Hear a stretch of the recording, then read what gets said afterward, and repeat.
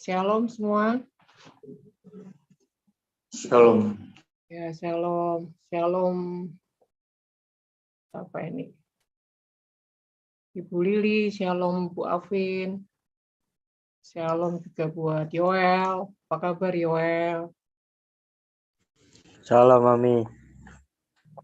Buka dong kameranya semua. Tono, Jesse.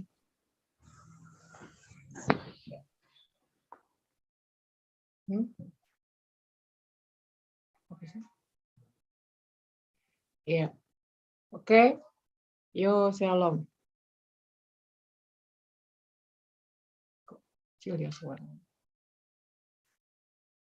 Bentar.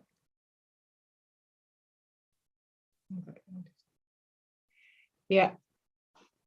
Oke, ya yang tidak bisa mengaktifkan kamera nggak apa-apa, tapi yang bisa tolong diusahakan ya.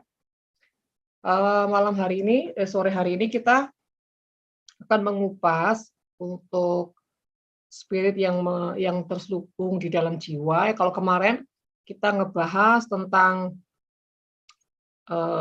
ciri-ciri orang yang terselubung, ya, yang jiwanya terselubung oleh spirit jahat itu apa saja. Kemarin kita sudah bahas dan sore hari ini kita akan belajar tentang setiap setiap spirit itu lewat perkataan, lewat pembicaraan, lewat sikap, ya kita mau belajar sehingga kita bisa mengerti kadang-kadang itu orang berbicara itu arahnya itu mau kemana. Jadi kita belajar untuk belajar untuk mendeteksi. Ya, kita akan berdoa dulu. Terima kasih Tuhan, kami mengucap syukur. Sore hari ini kami mau belajar kembali Tuhan untuk mendalami firman-Mu dan kami dibekali oleh kuasa firman-Mu, terutama Tuhan hikmat untuk membedakan setiap roh ya Bapa. Tuhan, Engkau yang mengurapi setiap kami, Engkau yang pegang kendali atas kami semua, dan Engkau yang beracara sore hari ini ya Bapa.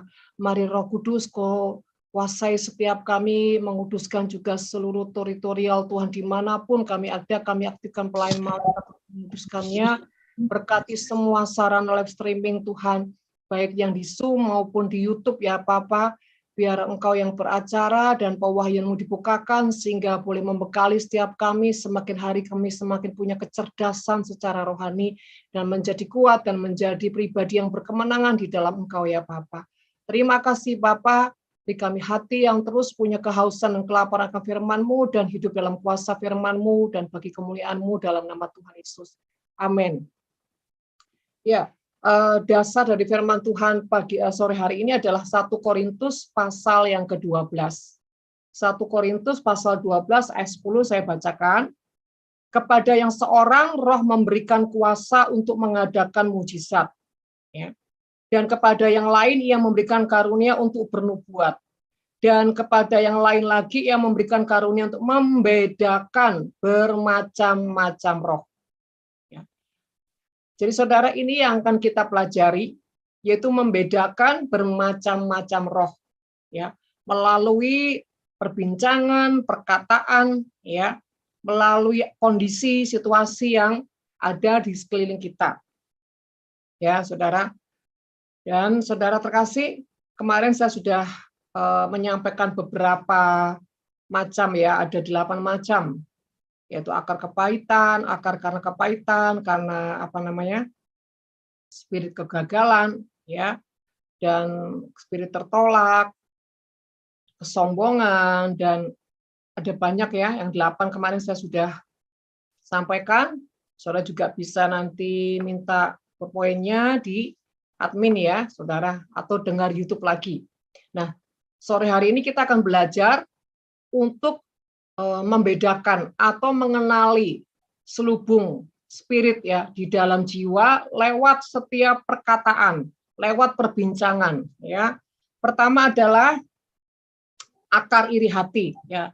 Jadi saudara, akar iri hati ini kita akan buka dalam Matius 15 ayat 1 sampai 2. Ya, tentang orang Farisi dan ahli Taurat ya. Kemudian datanglah beberapa orang Farisi dan ahli Taurat dari Yerusalem kepada Yesus dan berkata, mengapa murid-muridmu melanggar adat istiadat nenek moyang kita? Mereka tidak membasuh tangan sebelum makan. Jadi kata-kata ini sepertinya ya diajukan kepada Tuhan itu, mereka itu sedang bertanya, tetapi di balik pertanyaan ini tuh ada akar hati yang iri.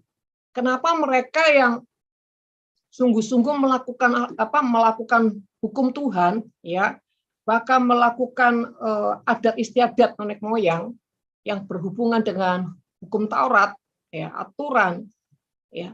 Tetapi mengapa murid-murid Yesus itu kok malah enak-enakan, mungkin sembarangan, mungkin dia tidak melakukan aturan, ya. Jadi di sini faktornya itu bukan karena mereka itu mengingatkan Tuhan atau bertanya karena tidak mengertian, tapi sebetulnya akar hatinya itu adalah karena iri. Kok enak ya? Itu. Mereka itu kok sepertinya nggak melakukan apa-apa, sedangkan saya taat sama Tuhan, melakukan hukum ini dan itu. Nah, saudara, ini kita belajar ya. Kan seringkali itu terjadi pada anak-anak Tuhan. Tuhan, mereka itu yang hidupnya biasa-biasa aja, hidupnya kok nggak ada masalah, semua enak, semuanya bahkan mereka bahagia, kelihatannya sukses, diberkati. Sedangkan aku ini Tuhan yang setengah mati, ya setia, nggak lagi lihat pornografi, nggak lagi umbar-umbalan, nggak lagi. Kenapa hidupku semakin susah? Kenapa hidupku begini begitu? Ya saudara, kadang-kadang sifat yang kita lepaskan sepertinya itu menjadi pertanyaan, tapi sesungguhnya ada selubung yang sebetulnya itu iri hati. Nah, jadi saudara berhati-hatilah, apapun yang kita lepaskan itu kita harus mengenal nih, ya, akar hati kita itu atau kondisi kita itu sebetulnya apa sih sebetulnya? Bertanya karena tidak mengerti atau bertanya ada selubung yang membuat kita itu ada sesuatu, something, ya, seperti iri hati, ya. Jadi kita harus kenali. Nah, caranya bagaimana, saudara ya? Ya, sebetulnya kalau di antara semuanya ini, kenapa kita bisa sampai bisa punya karunia membedakan roh itu? Ya, kita tentunya juga harus banyak belajar tentang firman Tuhan. Ya, kita sendiri adalah orang-orang yang hidup dalam proses firman, melakukan firman, ya. Karena itu nggak bisa, saudara. Karunia itu diberikan pada orang-orang yang Tuhan anggap itu dewasa. Apalagi karunia membedakan roh itu butuh proses. Jadi ibu-ibu atau bapak-bapak yang kekasih, jadi pertanyaan orang Farisi di sini itu bukan karena dia tanya pada Yesus karena tidak mengerti, tapi dasar hatinya itu iri. Selanjutnya kita baca juga di Matius 20 ayat 11 sampai 12 ya, tentang pekerja kebun anggur. Nah, ini ketika mereka tuh sepakat ya menerima upahnya ya. Tetapi saudara, ada beberapa orang itu jadi unjuk rasa ketika mereka menerima upah yang tidak sama dengan orang yang lain. Ini ayat 12 ya. Ketika mereka menerimanya, mereka bersungut-sungut kepada tuan itu. Katanya, mereka yang masuk terakhir ini hanya bekerja 1 jam dan engkau menyamakan mereka dengan kami yang sehari suntuk bekerja berat dan menanggung panas terik matahari. Jadi protes, ya. Padahal sebelum kerja yang punya kebun anggur itu bilang, ya upahnya itu ya sedinar sehari, ya. Jadi tapi ketika pembagian upah itu dibagikan, ya mereka mulai protes karena gini, mereka yang masuk terakhir ini hanya bekerja 1 jam dan engkau menyamakan mereka dengan kami yang bekerja seharian. Ya. Nah, mereka ini protes. Terus ayat 15, tidakkah aku bebas mempergunakan milikku menurut kehendak hatiku atau iri hatikah engkau karena aku murah hati? Ya. Bukankah seringkali terjadi ya bahkan sesama anak Tuhan, pekerja ya, kalau misalkan kita yang lebih kerja berat tapi berkat yang Tuhan berikan sama kita itu sedikit. Sedangkan yang santai-santai, nggak ngapa-ngapain, lebih diberkati. Saudara, hati-hatilah. Di sini tujuannya, saudara, tujuan ayat ini sebetulnya untuk supaya kita ini mengenali sebetulnya akar di dalam kita itu ada iri hati atau tidak. Jadi sebetulnya mereka ini sedang diuji sama tuannya. Ya, ada yang bekerja setengah hari, 1 jam, ada yang 1 hari, dan semua upahnya sama. Sebetulnya tujuan ini adalah untuk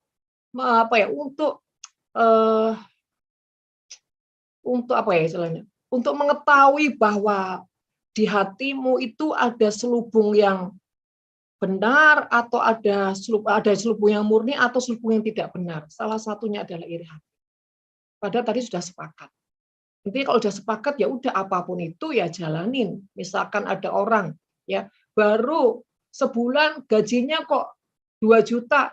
Ini yang sudah setengah tahun ya juga 2 juta misalkan gitu. Nah, saudara iri. Saudara terkasih, intinya Tuhan ingatkan pada kita. Apapun yang Tuhan izinkan untuk kita lewati itu sebetulnya ya Tuhan sedang mengajarkan kita untuk kita mengenali akar yang ada di hati kita. Ibu, itu baru saja berjemaat. Belum ada 1 bulan. Kok sudah dijadikan pengerja sih? Kok sudah dipercaya ini dan itu? Sedangkan kami yang bertahun-tahun misalkan. Kami belum dikasih kepercayaan apapun. Nah, saudara terkasih, ya, mari koreksi hati masing-masing. Atau kalau kita sedang melihat orang berargumentasi, melihat orang sedang berbicara, saudara belajar. Ketika seseorang berbicara, saudara belajar untuk tenang, menganalisis apa yang dia perkatakan, sambil merasakan ini maksud pembicaraan itu kemana. Adakah selubung-selubung yang di dalam hatinya? Adakah motivasi-motivasi yang sedang dia sampaikan? Tetapi dia membahasakannya dengan halus. Nah, saudara belajar. Ya, kalau di sini sudah jelas, ya, dia iri hati. Nah, saudara, dampak dari spirit yang menyelubungi atau terselubung di jiwa yang tidak benar karena iri hati. Pertama adalah tidak pernah bisa bersyukur. Ya, orang yang iri hati itu nggak pernah bisa bersyukur, tidak pernah merasa puas dengan apapun yang Tuhan berikan dalam hidupnya, dalam hal apapun. Dia tidak pernah bisa bersyukur. Hati-hati. Kalau kita tidak pernah bisa bersyukur, itu pasti kita ada yang namanya iri hati. Karena kita tidak puas. Ya. Jadi saudara, dampak dari orang yang iri hati itu pasti efeknya itu ada selubung ya yang menutupi hidupnya, jiwanya. Jadi tanda-tandanya dia tidak pernah bersyukur, tidak pernah bisa merasa puas dengan apa yang Tuhan berikan. Yang kedua, selalu bersungut-sungut. Selalu mengeluh. Kata-katanya ini selalu banyak keluhan, selalu bersungut-sungut, selalu mengeluh. Tidak ada kata-kata yang baik, tidak ada kata-kata yang positif. Apalagi bersyukur tidak ada. Dan orang seperti ini kalau dikuasai dengan selubung akar kepahitan atau akar iri hati, itu selalu sulit untuk mendapatkan berkat Tuhan. Ya. Dan orang ini akan mengalami susah mengalami keberuntungan karena hati dan perkataannya selalu negatif. Ya, orang yang iri hati itu selalu yang dikeluarkan tuh perkataannya tuh selalu yang negatif. Dan orang seperti ini akan susah terima berkat Tuhan, akan susah terima kemenangan, akan susah terima keberuntungan. Ya, nah jadi saudara pelajari di situ. Yang kedua akar kegagalan. Ya, akar kegagalan itu seperti misalkan minder, ya efeknya itu minder, tidak percaya diri, trauma, khawatir yang berlebihan, ketakutan berlebihan. Ya, kita mau belajar nih, ya selubung roh yang menguasai kegagalan. Ya, kita akan baca di Rut pasal 1 ayat 20. Tetapi ia berkata kepada mereka, janganlah sebut aku Naomi, sebutkanlah aku Mara. Sebab yang Maha Kuasa telah melakukan banyak yang pahit. Nah, saudara, dampak yang orang yang dikuasai dengan selubung kegagalan itu spiritnya selalu saudara perkataannya negatif, ya. Bahkan dia meyakini bahwa dirinya itu orang yang sangat sial, gagal, tidak ada harapan dan putus asa. Jadi kalau saudara mengalami kegagalan dan tidak dibereskan, maka itu akan mudah diselubungi oleh roh-roh jahat yang membuat saudara terus memperkatakan tentang hal-hal yang buruk, bahkan engkau tanpa sadar meyakini bahwa engkau itu orang yang sial, orang yang tidak beruntung, bahkan orang yang tidak punya harapan, dan ujung-ujungnya putus asa. Jadi perkataan Naomi ini adalah perkataan yang dikuasai dengan selubung kegagalan. Ya, yang B. Dampak dari spirit kegagalan itu adalah susah percaya Tuhan, suka mengutuki diri dan tidak bisa mengampuni dirinya. Ya. Susah percaya Tuhan, suka mengutuki diri dan tidak bisa mengampuni dirinya. Nih, contohnya kalau di kitab Rut itu seperti apa sih? Ayat 21. Dengan tangan yang penuh aku pergi, tetapi dengan tangan yang kosong Tuhan memulangkan aku. Mengapakah kamu menyebut aku Naomi? Karena Tuhan telah naik saksi menentang aku, dan yang Maha Tinggi, yang Maha Kuasa telah mendatangkan malapetaka kepadaku. Jadi ayat 21 ini punya pengertian betapa hatinya sangat pahit karena trauma kegagalan. Nah, sekali lagi saudara, yuk pelan-pelan ya, saya akan sebetulnya pengajaran ini bagusnya itu di seminar, di retreat, karena ngupasnya itu kalau waktunya singkat itu apa ya, nggak bisa maksimal sih, ya. Jadi saudara, tapi kita mau belajar ya, saya belajar, saya berusaha memaksimalkan lah. Ya, yuk sekali lagi perhatikan ya kata-kata daripada Rut ini atau Naomi ini, maaf ya, kata-kata Naomi. Dengan tangan yang penuh aku pergi, tetapi dengan tangan yang kosong Tuhan memulangkan aku. Ya, mengapakah kamu menyebut aku nih Naomi? Jadi dia nggak suka lagi dipanggil Naomi karena apa? Dia merasa hidupnya itu sudah apa? Kena kutuk, hidupnya tuh sial. Ya, orang bilang itu apes, orang Jawa bilang. Jadi dia seperti trauma dengan dirinya sendiri. Dia tidak percaya diri, dia bahkan menolak namanya Naomi. Ya. Bahkan kalau bisa ditarik garis, panggil saja saya ini orang sial. Nah, itu kan. Ya. Jadi sebetulnya ini perkataan-perkataan yang keluar dari hati yang marah. Selubung spirit yang menguasai kegagalan. Kenapa? Karena Naomi tidak membereskan ya roh kegagalannya itu, sehingga perkataannya itu terus dibawa kemana-mana. Ya, jadi saudara, kalau engkau itu pernah gagal, kau tidak pernah membereskan, percayalah itu celah. Ketika celah itu kau biarkan, itu akan terus dikamiri sama roh jahat, ditunggangi sama roh jahat, keadaanmu tidak akan tambah baik, keadaanmu akan tambah parah. Tapi ketika kau terus membereskan, memutuskan semua roh kegagalan, bahkan kutuk, kau rajin melakukannya, bahkan kau mengubah caramu berpikir, ya, engkau mengubah sikap hatimu untuk bangkit. Nah, itu namanya engkau memutuskan kutuk kegagalan. Engkau memutuskan spirit kegagalan. Tetapi ketika engkau membiarkan roh kegagalan ya dalam hidupmu, engkau tidak pernah bereskan sampai akarnya, itu akan menjadi celah di mana selubung-selubung roh jahat akan terus, saudara, mengkamiri pikiranmu, mengkamiri hatimu, bahkan sampai membuahkan perkataan. Kalau sudah membuahkan perkataan, akan membuahkan fakta atau tuaian dari perkataanmu sendiri. Kalau kau berkata, aku ini sudah kerja keras, tapi nggak pernah berhasil, gagal terus. Ya, kalau engkau misalkan jaga toko, gimana tokonya hari ini? Sepi, nggak ada pembeli. Gimana rezeki hari ini? Sepi. Nah, apa yang kau lepaskan itu sebenarnya sumbernya dari akar hati. Ya, jadi harus hati-hati dengan perkataanmu. Jangan sembrono dengan perkataan. Kalau kau mengumbar perkataan-perkataan yang negatif, ya, itu kau akan menuai buahnya. Bahkan saya katakan, dari kegagalan ini, ya, engkau akan dikuasai dengan selubung-selubung yang membuat engkau lebih parah keadaannya. Contoh, orang yang gagal selalu minta apa? dikasihani. Aku gagal, aku miskin, aku sial, tolong aku. Ya, kemana-mana selalu minta belas kasih manusia. Nah, saudara, itu selubung.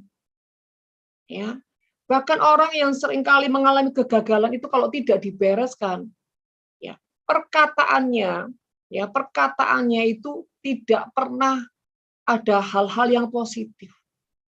Ya, dan dia selalu akan sensi. Ya, selalu gampang tersinggung, saudara. Ya, yang C, tidak ada keinginan untuk bangkit. Orang yang dikuasai dengan selubung kegagalan tidak pernah punya kekuatan untuk bangkit atau mencoba lagi. Ya. Jadi saudara seperti Naomi tadi, ya. Dia berkata, janganlah sebut aku Naomi, sebutkan aku Mara. Itu udah hatinya pahit, saudara. Jadi saudara terkasih, hati-hati ya kalau engkau yang pernah gagal, jangan membiarkan dirimu dikuasai dengan roh kegagalan, tapi bereskan sampai ke akarnya. Karena kegagalan itu Tuhan izinkan untuk apa? Untuk sebuah proses hidup, di mana lewat kegagalan kau belajar banyak dari setiap kelemahan-kelemahanmu. Tuhan izin ke kegagalan, kau belajar rendah hati. Tuhan izin ke kegagalan, engkau belajar untuk lebih baik lagi. Banyak hal tujuan kenapa Tuhan izinkan kita melewati masa kegagalan. Ya, sebetulnya kalau sudah lihat di Alkitab, tidak ada hamba-hamba Tuhan, bahkan nabi sekalipun yang tidak mengalami kegagalan. Semua rata-rata pernah mengalami kegagalan.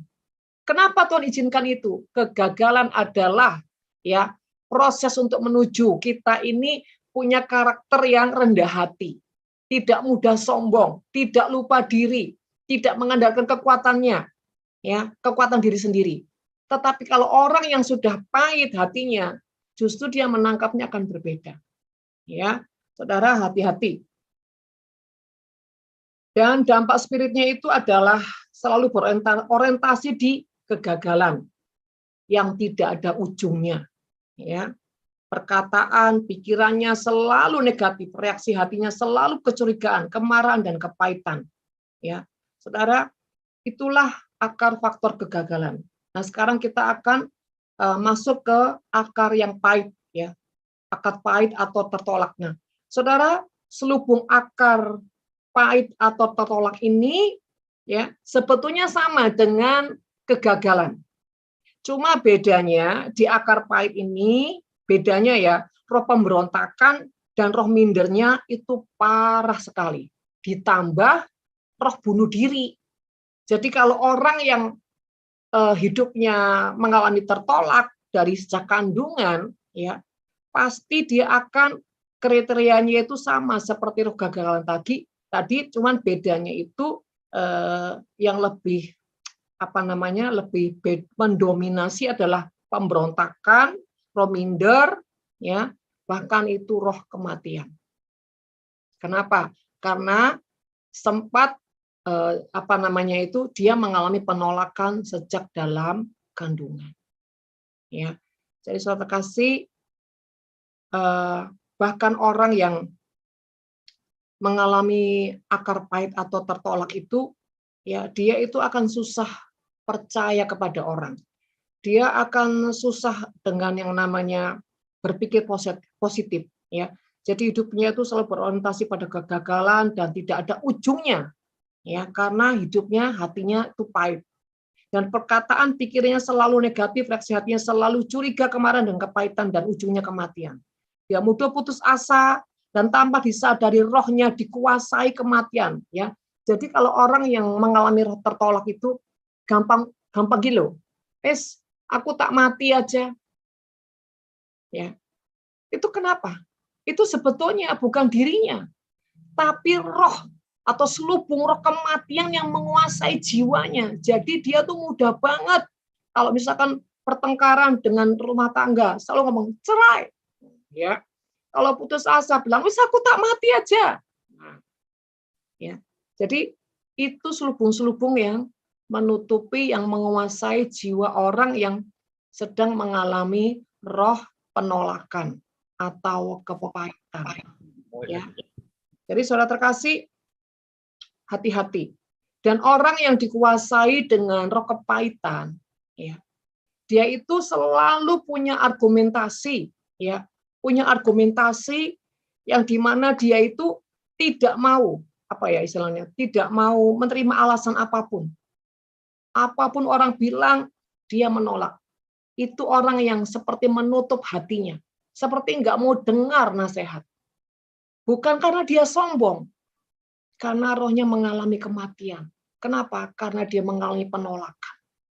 Ya, sebetulnya ya janin yang dalam kandungan ibu, detik dia mengalami penolakan, disitulah jiwanya itu sudah pahit.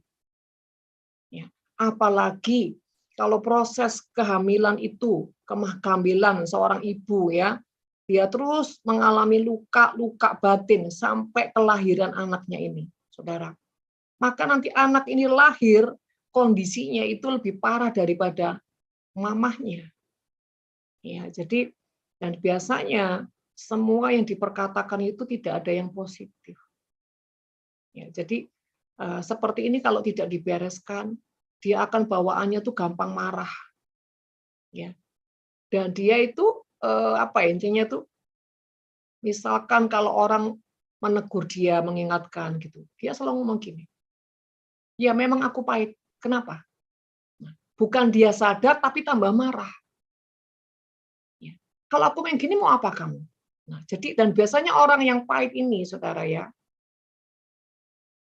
egonya tuh bukan karena dia sombong, egonya tuh karena dia sudah merasa hopeless, gitu loh. Jadi membedakan orang yang ego itu karena sombong dengan ego orang yang akar pahit itu bedanya. Kalau orang yang akar pahit, dia itu hopeless karena buat dia aku sudahlah, nggak ada harapan, udahlah, aku mati hari ini pun nggak ada masalah. Tapi kalau egonya orang yang sombong itu beda lagi, saudara. Auranya tuh meninggi. Tapi kalau orang yang tertolak, ya auranya tuh selalu kecenderungannya tuh kematian. Penolakannya tuh seperti dia semakin menundukkan diri, tapi kemarahannya itu semakin seperti berapi-api. Tapi dia nggak berani melihat orang. Nah, itu orang yang tertolak. Tapi orang yang sombong semakin menantang, matanya semakin melebar. Nah, ya, jadi berhati-hati dengan seperti ini. Ya, saudara bergaul dengan orang yang pahit itu akan mudah terkamiri. Tetapi gini loh, fakta yang terjadi, saudara boleh membuktikan yang saya bilang ini. Kalau engkau orang yang kepahitan, engkau akan ketemu dengan orang yang punya akar kepahitan. Kalau engkau orang yang gagal, engkau juga akan ketemu dengan orang yang gagal. Kenapa bisa seperti itu? Aneh kan? Karena spiritmu ini melepaskan auranya dan menarik yang sama. Ya, jadi hati-hati dalam kau bergaul itu hati-hati. Ya, karena sebetulnya bukan salah siapa-siapa. Karena spirit kita ini yang kita lepaskan, aura kita yang kita lepaskan, ya di alam roh itu akan menarik magnet yang sama.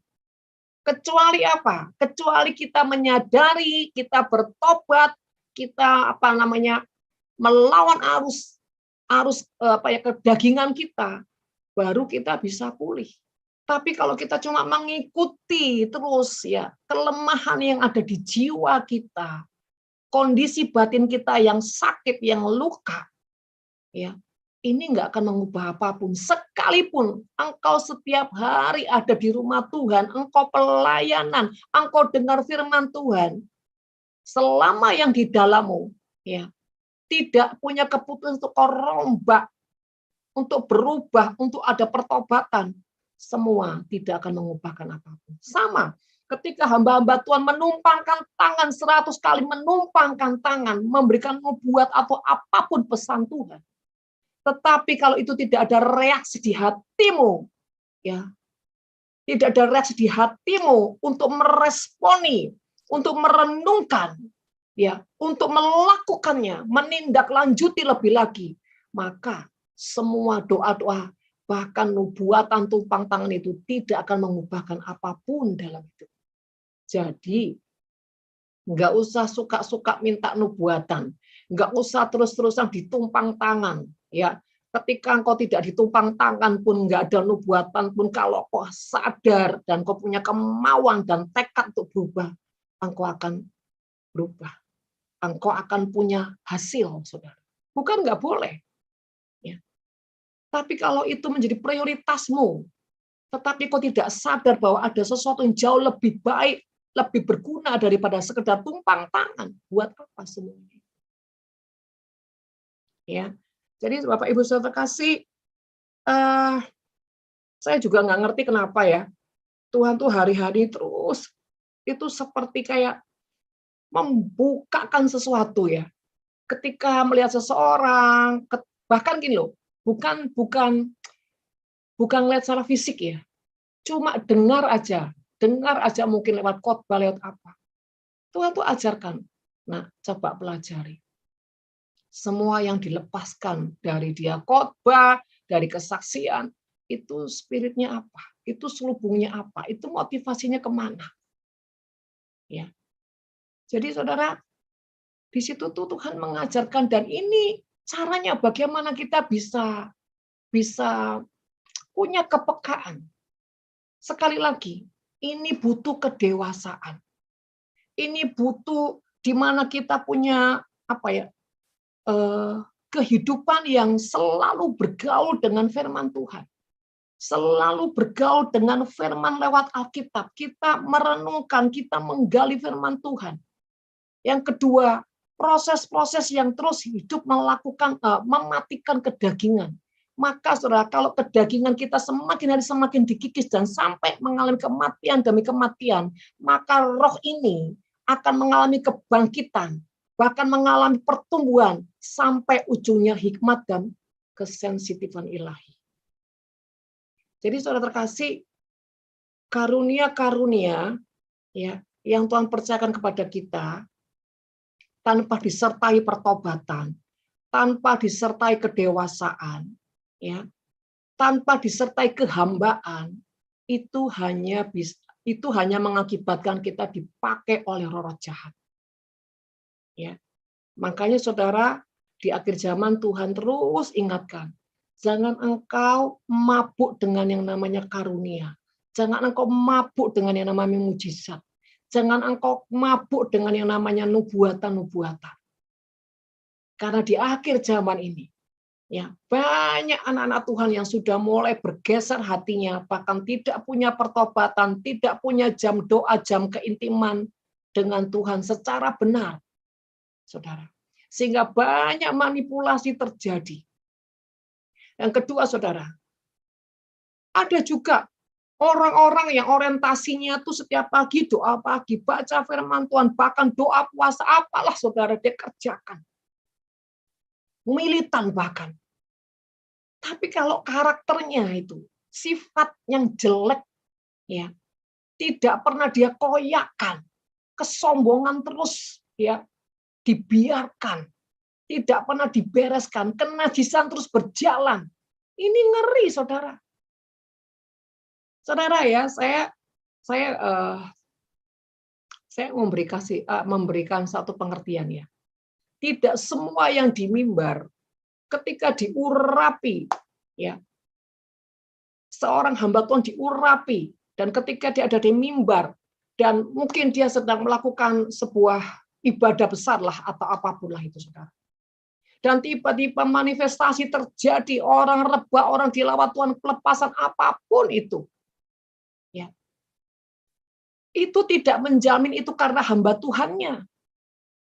Bisa juga karena satu, nama Tuhan. Firman Tuhan bilang, asal namaku disebut, aku hadir. Satu, nama Tuhan ya. Yang kedua, karena jeritan dan iman jiwa-jiwa itu yang percaya, menaruh harapan sama Tuhan. Saudara. Jadi karena jeritan, iman, jiwa-jiwa ini sehingga Tuhan mencurahkan belas kasih-Nya, mencurahkan pengurapannya, Jadi sama sekali nggak ada hubungannya dengan hamba Tuhan ini. Makanya ada banyak hamba-hamba Tuhan yang dipakai luar biasa, tapi sifatnya nggak berubah, karakternya nggak berubah, ya. Bahkan kebiasaan-kebiasaan buruknya nggak berubah. Saudara, kok bisa seperti ini? Bisa, ya saudara ya. Tetapi yang membedakan hamba Tuhan, ya, yang menerima pengurapan karena kehidupan yang di jiwa ini benar dengan kehidupan di jiwa yang tidak benar, yang membedakan yang mana saudara? Satu, ada buah rohnya. Ya, buah roh itu salah satunya adalah kerendahan hati, penguasaan diri. Kalau itu tidak ada, nggak bisa. Kerendahan hati, penguasaan diri itu harga mati, saudara. Untuk orang yang benar-benar hati jiwanya dipenuhi dengan roh Tuhan. Ya. Karena saudara, ya ini kan akhir zaman ya.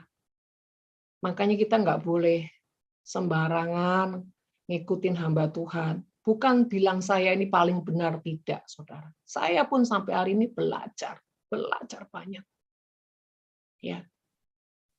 Intinya Tuhan selalu mengingatkan, orang yang dewasa rohani, hidupnya itu akan semakin hari, namanya juga dewasa, saudara. Semakin punya kecerdasan, bukan kanak-kanak. Namanya dewasa, dia mengerti sebuah tanggung jawab. Yang namanya dewasa, dia mengerti sebuah apa? Kewajiban. Dan yang namanya dewasa, orang dewasa kalau ngadepi masalah itu nggak teriak-teriak. Ya. Jadi saudara terkasih, mari belajar menjadi pribadi yang membedakan setiap roh. Ya. Saudara, saya minta kita semua fokus ya. Sekali lagi yang bisa buka video, bukalah video. Kalau memang sudah tidak mungkin ya, terserah ya. Kecuali kalau yang mungkin sudah di perjalanan atau apa ya, karena kita menghormati Tuhan ya. Saya berharap malam hari ini bisa disingkapkan sebuah rahasia ya, karena saya ini sedih banget loh saudara kalau sesuatu nggak bisa maksimal ya, karena ketidaksiapan kita ya, karena Tuhan tidak mau tuh setiap benihnya dicuri oleh iblis. Saudara, materi ini panjang sekali. Saya berusaha untuk bagaimana bisa memaksimalkan diri.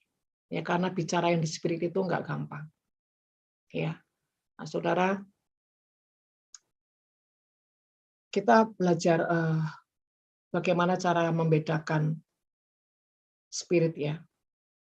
Sekarang kita masuk di akar yang sombong, selubung spirit kesombongan.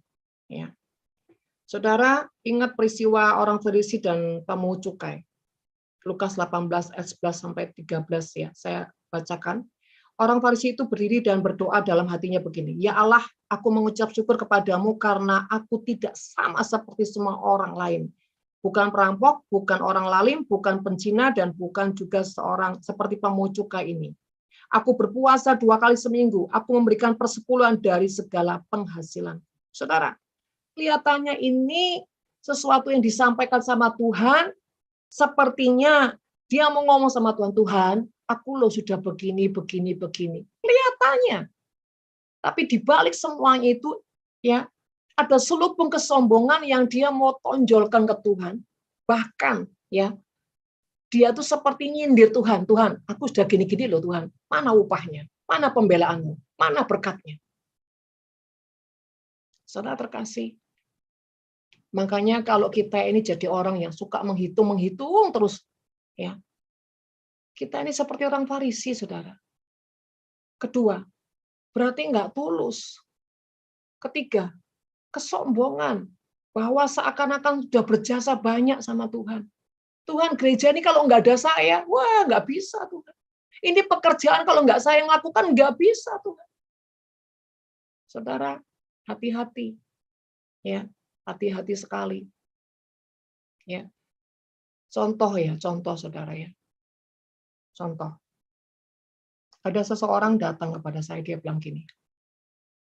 Maksudnya dia mau curhat. Ya, tapi di balik curhatnya itu ada manipulasi. seperti ini. Dia bilang sama saya gini, Bu, saya heran ya Bu, kenapa ya orang ini tuh selalu teror saya terus. Padahal saya ini loh Bu, sudah ngalah sama dia. Saya itu sudah rela lah Ibu, diginikan, digitukan saya rela Bu. Tapi kenapa ya orang ini tuh kayak nggak ngerti aja gitu loh. Saya tuh sampai kesel loh Bu. Misalkan nih, saya cuma perhatikan dan saya cuma dengerin ini arah pembicaraan mau kemana, dan saya mulai mulai membuka hati saya untuk membedakan roh ini dalam jenis apa. Ya. Singkat cerita, padahal dia Bu ya, waktu dia susah, itu semua saya loh Bu. Dan dia mulai, saudara, jabarin satu demi satu jasanya dia. Kalau nggak ada saya, Bu, dia udah seperti apa? No. Sudah saya nangkap ini roh sombong. Yang kedua, saudara, dia mulai mengatakan gini. Ya, satu kesombongan dia pamer. Saudara, supaya saya tahu bahwa dia sudah lakukan banyak ya.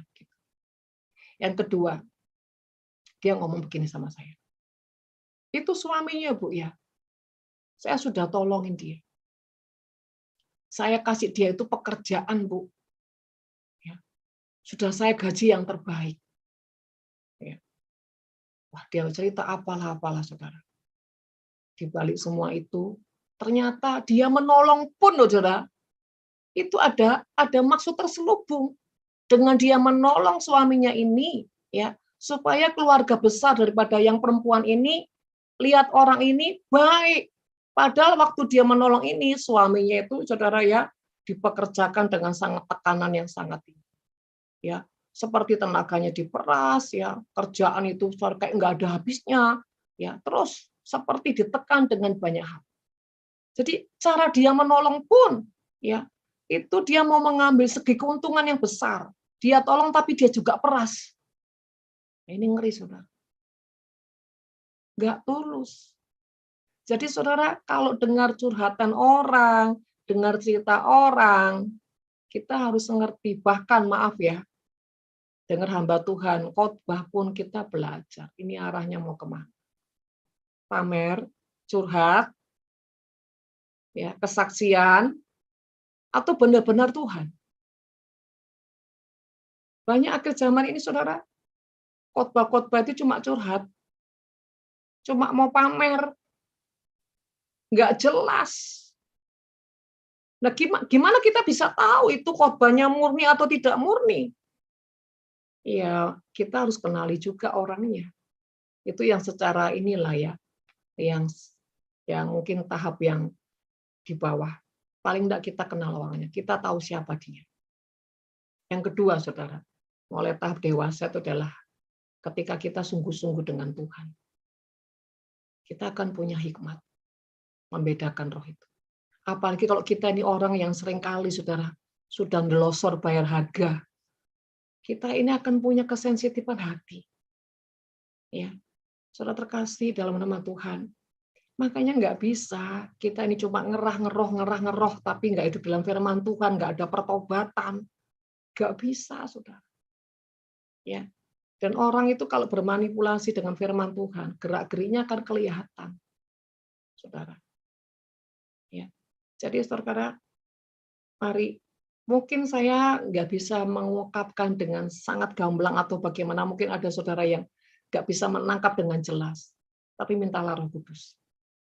Ya, mintalah Roh Kudus hikmat. Ya. Jadi saudara, kita belajar bagaimana kita membedakan roh. Dan orang yang sombong itu selalu ya tidak lepas dari roh pamer. Dalam apapun yang dia lakukan, selalu dia ingin terlihat menonjol. Pasti ada yang dipamerkan. Ya, orang yang sombong itu selalu, saudara, apapun yang diperkatakan sepertinya dia yang paling benar. Semua orang salah. Ya, itu orang sombong. Ya. Tidak ada sedikit pun ya perkataan-perkataan itu yang membenarkan orang lain. Saudara terkasih. Nah, ini bahaya sekali. Contoh ya, wanita yang ada di kolong Bethesda. Tuhan cuma bilang gini loh, maukah kau sembuh? Tuhan, tidak ada orang yang menolong aku. Setiap kali air itu, nah, saudara, ada aja alasannya. Pantas kamu nggak sembuh-sembuh. Pantas 38 tahun kamu lumpuh. Karena apa? Kesombonganmu itu loh. Saudara, yang paling mengerikan itu adalah orang yang sakit kelumpuhan rohani atau kusta rohani. Karena apa?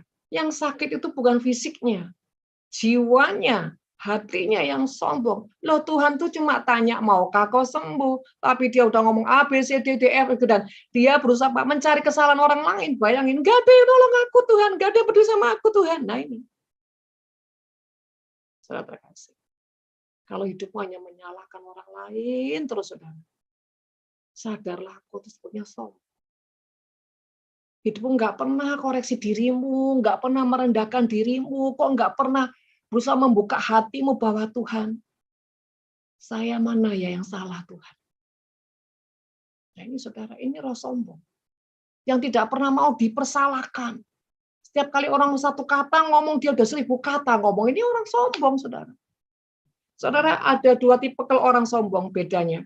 Ada yang input dan output, saudara. Yang output itu selalu ada bantahan, selalu ada argumen, bahkan nggak mengizinkan satu kata pun ya lawan bicaranya itu bicara. Tapi yang input, dia itu sepertinya menerima, tapi mendegel di dalam hati, saudara. Dan menerimanya dia itu dengan kemarahan, dia diam. Tapi mimik wajahnya, auranya nggak bisa dibohongi. Sebetulnya dia tuh marah. Sebetulnya dia tuh nggak terima. Dan ciri-cirinya bagaimana? Kalau orang yang masuk ke dalam, selalu bilang gini, iya, atau mengangguk, atau menggeleng. Itu orang yang input ya ke dalam, masuk ke dalam kesombongannya. Dan dia menunjukkan apa? Dengan reaksi-reaksi. Mata lah, saudara ya, sikap, saudara, bahwa sebenarnya dia marah. Diam yang membeku, saudara. Tapi ada orang yang sombong yang reaksinya itu keluar. Adalah orang yang tidak pernah mengizinkan lawan bicaranya itu berbicara. Satu kata bicara dia udah 5 kata. Nanti 2 kata bicara dia 10 kata. Terus seperti itu. Ya. Nah itu orang-orang yang sombong. Mari bereskan kalau ada kesombongan-kesombongan yang dimana kita nggak bisa terima nasihat. Dan mata kita tuh selalu lihat kesalahan orang. Selalu lihat kesalahan orang. Mata kita nggak pernah bisa melihat kebaikan orang. Yang kita lihat tuh selalu kesalahan-kesalahan. Dan yang menganggap dirinya tuh paling udah benar. Orang lain semua salah. Ya, dan ciri khas orang sombong itu selalu apa, saudara? Memanfaatkan orang. Ya, salah satunya, kalau ada hal-hal yang intinya tuh yang beresiko, dia tuh selalu cari orang lain untuk apa? Melepaskan sebuah tanggung jawab atau melepaskan sesuatu yang beresiko. Tetapi saudara, ketika dia melepaskan sama orang lain, dia ada di balik orang lain itu, saudara. Supaya apa? Dia tidak terlihat resikonya, tapi orang lain ini yang kena resikonya, saudara. Ya, contoh misalkan. Ya, contoh ini. Misalkan saudara ada seseorang yang bilang gini, Bu, tolong kerjakan kerjaan A gitu misalkan. Ya. Saudara, sebetulnya dia bukan nggak bisa, dia bisa. Tapi karena dia malas. Satu, dia nggak mau risiko. Ya. Tetapi dia tetap kepingin berjasa. Nah, dia cari orang yang bisa mengerjakan ini, dihibahkan, saudara. Ya. Dia cari orang yang bisa dia tekan. Ya. Untuk apa? Mengerjakan ini. Nah, nanti kalau sudah jadi, saudara, ya, dia nggak langsung menunjukkan pekerjaan ini, saudara. Dia apa ya? Ibaratnya tuh dia akan misalkan seperti ini. Kalau begini bagaimana? Dia tanya dulu. Kalau begini bagaimana? Nah, kalau yang memberikan tanggung jawab itu berespon baik, oh ya ini baik, wah langsung dia bilang, Ya ini tadi saya kerjakan gini nih. Kalau itu nggak baik dia bilang ini. Iya tadi saya minta tolong si A, saya minta tolong si B. Jadi apa? Dia kelihatan bersih. Ini ngeri. Ini kesombongan dan kelicikan bekerja sama. Saudara terkasih, makanya kita tuh perlu yang namanya terus mengisi hidup kita dengan firman dan firman dan firman. Firman akan membuat kita punya hikmat, membedakan roh tadi yang firman Tuhan katakan. Karunia membedakan roh itu harus ada pada kita. Nggak bisa nggak ada pada kita. Supaya kita tidak tertipu, tidak terjebak ya dengan roh di akhir zaman ini. Ya, selanjutnya saudara.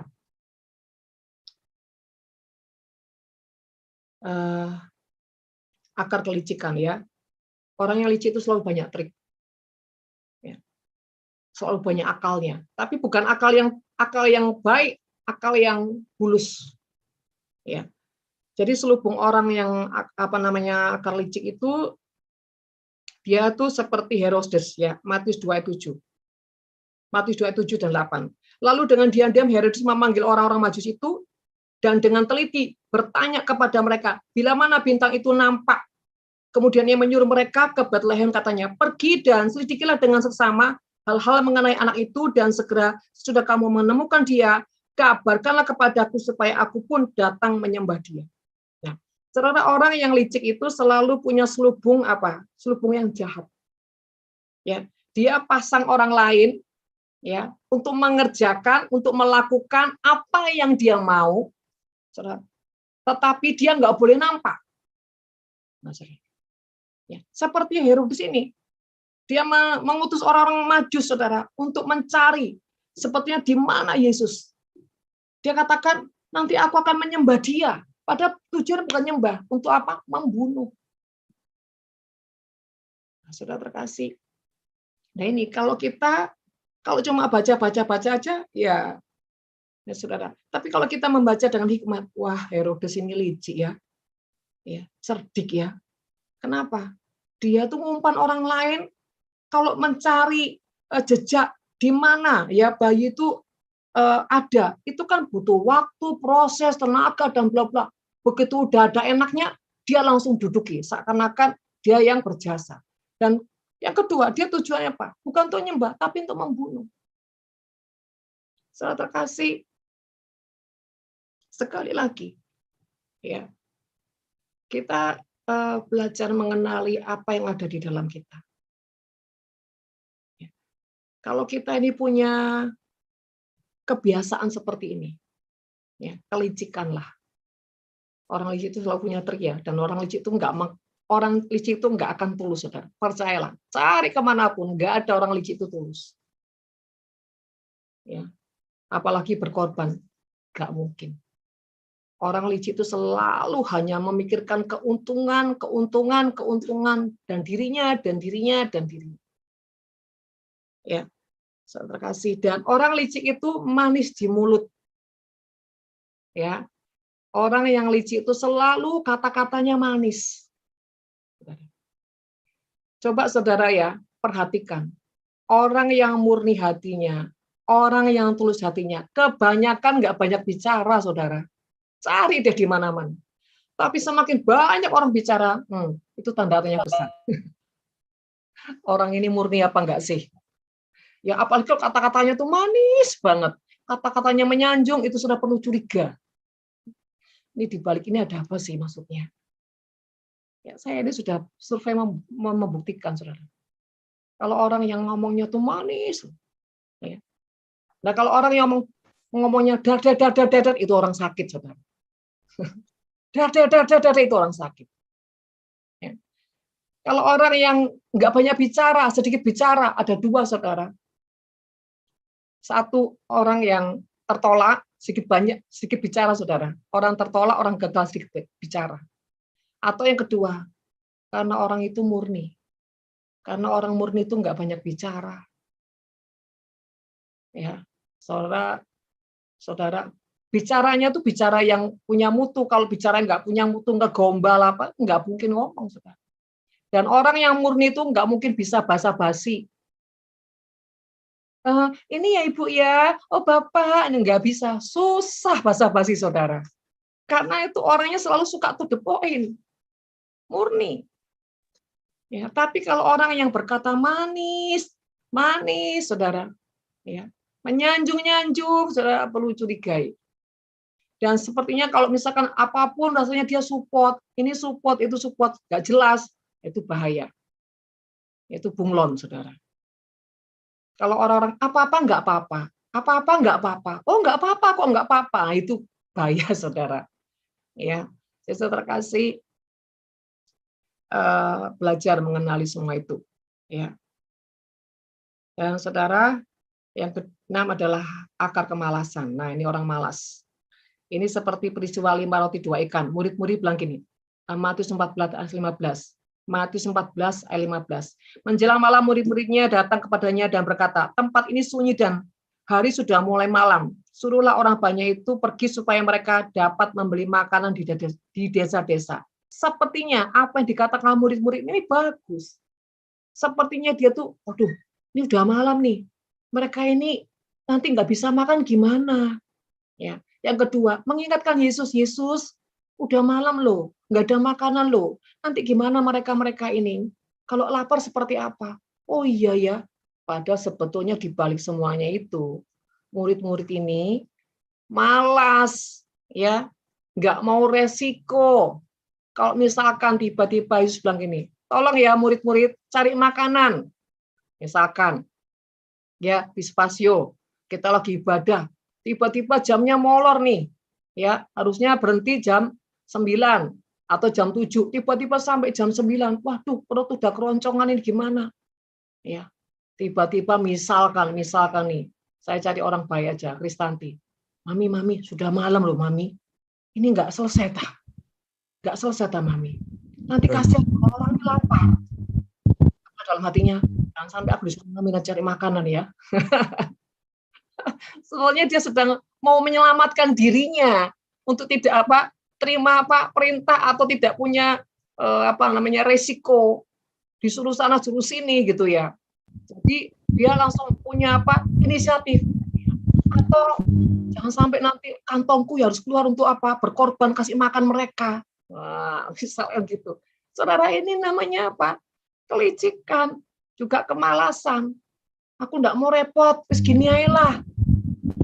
Tuhan, ya, sudahlah, enggak usah keluar dari tanah Mesir Tuhan. Berdoa di sini aja. Ya. Tuhan kan maha hadir. Di online pun Tuhan ada. Yang enggak usah ke gereja. Yang penting kau Tuhan lihat hatiku. Padahal malas, saudara. Tuhan, aku ini mau ke gereja, tapi ini badan nggak enak, Tuhan meriang. Dalam hati ini, kesempatan aku dewe ya malas kok mau ke gereja. Nah, saudara, ini kemalasan selalu saudara bergandeng dengan kelicikan juga, saudara ya. Aji mumpung misalkan, ya lagi malas hujan deras, dalam hati puji Tuhan, tapi ngomong sama admin gini, misalkan Maria, saya tuh mau ke gereja, tapi ini hujannya deras banget loh Maria. Saya takut banjir. Saya online aja ya Maria. Yang penting kan saya juga rindu dan haus akan Tuhan. Maria bilang gini, oh ya enggak apa-apa aja, enggak apa-apa. Dalam hati ini puji Tuhan. Dalam hati ini malas sebetulnya. Ayo selubung-selubung ini ya. Ya. Disuruh doa. Tapi saudara karena selubung kemalasan, bilang gini, Tuhan, itu loh di sebelah masih dengar sholat Tuhan berisik, nanti aku nggak bisa konsentrasi, padahal malas saudara. Ya ada banyak saudara alasan karena kemalasan itu. Ya, jadi saudara terkasih, Tuhan puasa, Tuhan aku sih mau puasa, tapi seringkali aku tuh mahnya itu loh Tuhan suka kambuh. Tuhan bilang ini, ya kamu sebelum puasa minum obat mah dulu, atau jangan stres. Tapi nanti ini Tuhan alasan, padahal malas, nggak mau puasa. Saudara ya, banyak alasan.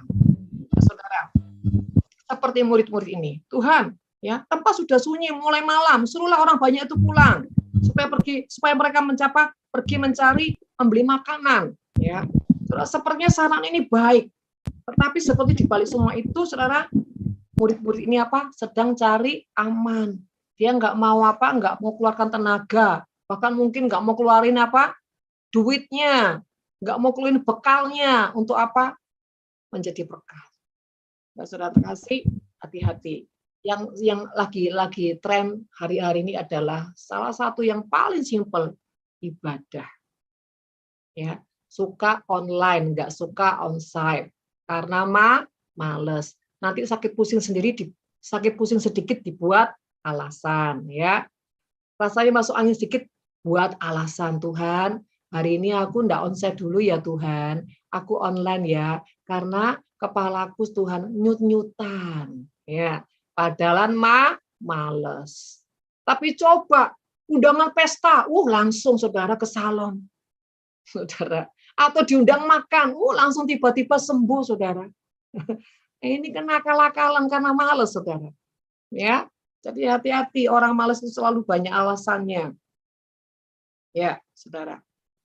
Nah, sekarang bagaimana dengan akar cinta akan uang? Ya, yuk kita belajar dari kehidupan Gehazi. Ya, orang yang punya selubung cinta akan uang, selalu pikirannya itu orientasinya tuh duit, duit, duit, duit, untung, untung, untung, untung, cuan, cuan, cuan, cuan. Saudara ya. Seperti itu terus, saudara. Ya nggak salah, tapi jangan semua itu diarahkan ke sana nih. Sekarang kita nih belajar nih ya, 2 Raja-Raja 5 ayat 20. Ya. Ini waktu peristiwa Naaman datang kepada Nabi Elisa. Dia minta disembuhkan, ya, saudara. Nah, saudara terkasih, ketika Nabi Elisa berkata bahwa engkau harus ke sungai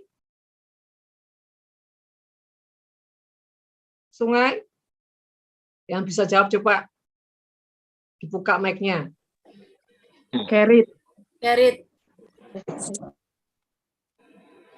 Yang Naaman itu loh, sakit kusta. Yordan. Sungai Yordan. Parpar. Sungai Parpar. Yordan. Mau Naaman. Yordan. Parpar lebih bagus. Ayo.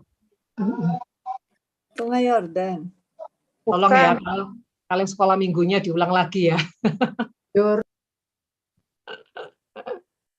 Ya, oke lah, saudara, saya nggak buang waktu ya. Jadi singkat cerita, ketika Naaman sudah pergi, Gehazi mulai pikir, aduh, tuanku ini terlalu sungkan terima berkat daripada Naaman. Ya, ayo kita baca. Ayat 20, berpikirlah Gehazi, bujang Elisa biarlah. Sesungguhnya tuanku terlalu menyegani Naaman, orang Aram ini, dengan tidak menerima persembahan yang dibawa. Saudara, nih. Jadi saudara, tiba-tiba Gehazi itu mikir, kok Elisa ini enggak mau ya dikasih berkat sama Naaman ini ya. Kan rugi toh. Lumayan toh. Nah, saudara, mulai otaknya jalan. Nah, saudara, singkat cerita, saudara, akhirnya saudara, dari pikiran itu menimbulkan sebuah keinginan, membuahkan keinginan, bahkan ambisi, menghalalkan segala cara. Ayat 20. Demi Tuhan yang hidup, sesungguhnya aku akan berlari mengejar dia dan akan menerima sesuatu daripadanya. Bahkan saudara, sampai dia berani sudah mengataskan nama Tuhan, demi Tuhan yang hidup, ya, aku berani apa? Ya, sesungguhnya aku akan berlari mengejar dia dan akan menerima sesuatu daripadanya. Saudara, orang sudah cinta uang, ya, ini pikirannya selalu duit dan duit dan duit. Bahkan saudara, dia berani mengatasnamakan Tuhan, saudara, untuk mengejar ambisinya. Ya, bahkan saudara, Gehazi ini punya bahkan satu tindakan yang mengerikan. Dia tuh sampai tega mengorbankan nama baik atau reputasi pemimpin, bahkan mungkin istilahnya orang lain. Demi apa?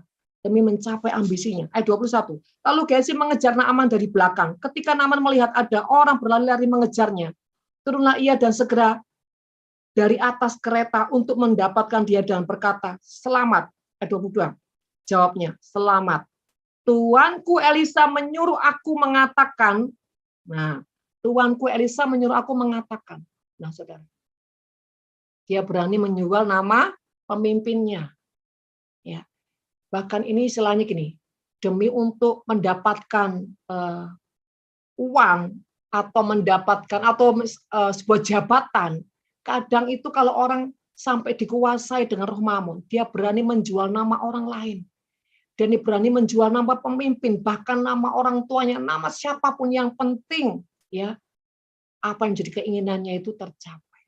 Saudara, ini kita belajar di sini, ya, spirit daripada Gehazi. Demi mencari keuntungan, dia berani apa? Mengorbankan nama baik pemimpin, saudara. Ini mengerikan, saudara. Ya, dikatakan, ya, baru saja datang kepadaku 2 orang muda dari pegunungan Efraim, dari antara rombongan nabi. Baiklah, berikan kepada mereka setalenta perak dan 2 potong pakaian. Padahal nggak ada. Itu cuma bohong. Orang yang dikuasai roh mamon itu akan mudah berbohong. Ya, akan mudah menghalalkan segala cara. Saudara, ini juga kita perlu belajar. Ya, makanya kalau saudara baca Alkitab, minta hikmat Tuhan, sehingga sambil membaca, saudara mempelajari, mendeteksi spirit-spirit, ya, yang ada di tokoh-tokoh Alkitab. Ya, kalau ini seperti Gehazi. Gehazi ini maksudnya apa sih? Ya, waktu itu hatinya kondisinya seperti apa? Tentu saja kondisi hatinya itu apa? Menginginkan berkat yang diberikan sama Naaman, dan dia sangat-sangat menginginkan, saudara. Bayangin, Gehazi itu berhari-hari bersama Nabi Elisa, tetapi itu tidak mengubahkan dia, saudara. Ya, artinya gini, mau kita bertahun-tahun nempel sama orang yang diurapi, kalau hati kita nggak ada pertobatan, percuma, saudara. Nggak akan mengubah apapun. Ya. Contoh, 12 murid Yesus. 12-nya setiap hari bersama Yesus. Tapi yang benar-benar nempel bahkan sampai ekstrim, itu cuma Petrus, saudara.